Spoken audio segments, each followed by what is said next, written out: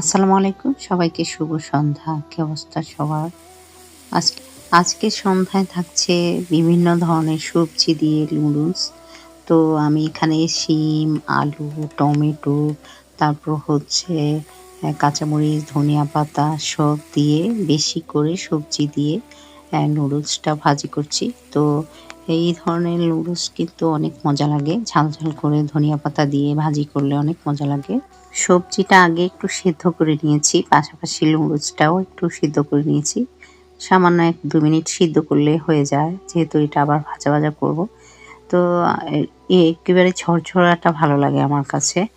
একটু ভিজা, ভিজা থাকলে এটা ভালো লাগে না। তো আমার এটা মোটামুটি আলহামদুলিল্লাহ ঝরঝরাই হয়েছে। আর সন্ধ্যায় যদি এইভাবে মজা করে লুডুস ঝাল, ঝাল করে খেতে পারি তাহলে আর রাতে কোনো খাবারই খেতে ভালো লাগবে না। ১ কাপ চা হলে তো আর কথাই নেই।